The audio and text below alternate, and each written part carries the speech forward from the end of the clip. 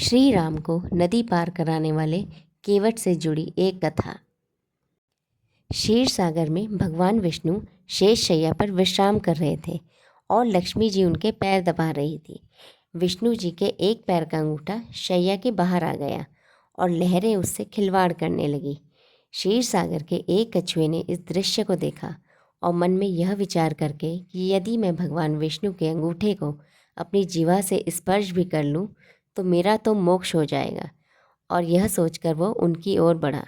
उसे भगवान विष्णु की ओर आता देख शेषनाग जी ने देख लिया और कछुए को भगाने के लिए जोर से फुफकारा। फुफकार सुनकर कछुआ भागकर छुप गया।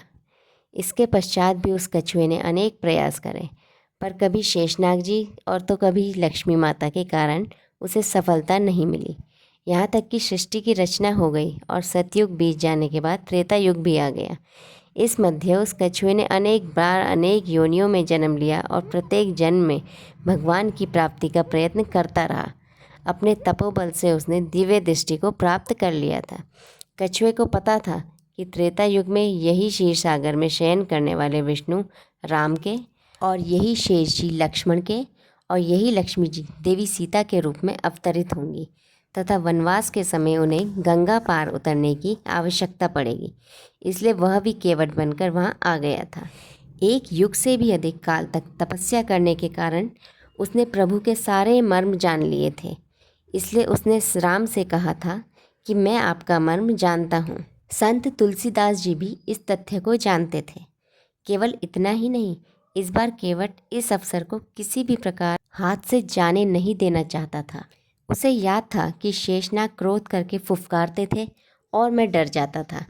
अब की बार वे लक्ष्मण के रूप में मुझ पर अपना बाण भी चला सकते हैं, पर इस बार उसने अपने भय को त्याग दिया था।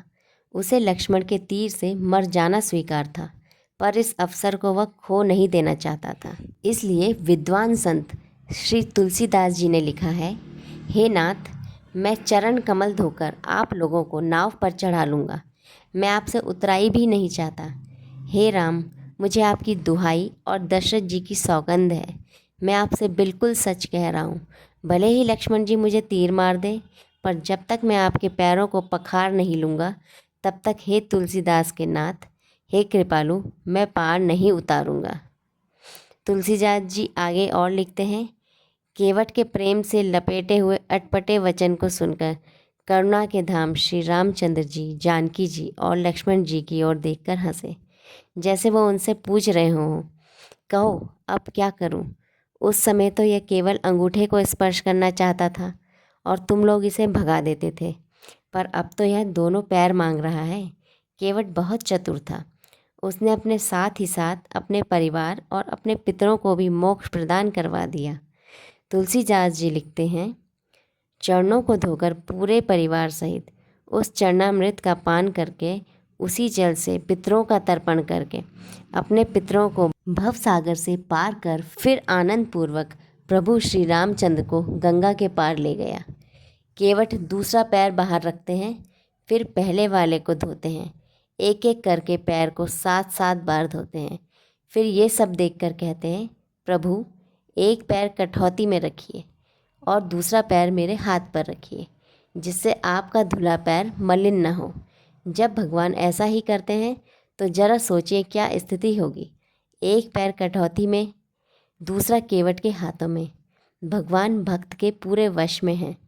भगवान दोनों पैरों से खड़े नहीं हो पाते। केवट से बोलते हैं, मैं गिर जाऊंगा, तो केवट बोलता है, चिंता क्यों करते हैं भगवान, दोनों हाथों को मेरे सिर पर रखकर खड़े हो जाइए, फिर नहीं गिरेंगे। फिर जैसे कि कोई छोटा बच्चा होता है, जब उसकी माँ उसे स्नान कराती है तो बच्चा माँ के सिर पर हाथ रखकर खड़ा हो जाता है।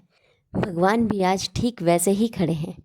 भगवान केवट से बोलते हैं, भैया केवट, मेरे अंदर का अभिमान आज टूट गया। केवट बोला, प्रभु ये क्या कह रहे हो? भगवान बोले, सच कह रहा हूँ केवट, अभी तक मेरे अंदर अभिमान था कि मैं भक्तों को गिरने से बचाता हूँ, पर आज पता चला कि भक्त भी भगवान को गिरने से बचाते हैं। जय श्री राम। कैसी लगी आपको ये कथा? कमेंट में ज़रूर बताइए। धन्यवाद।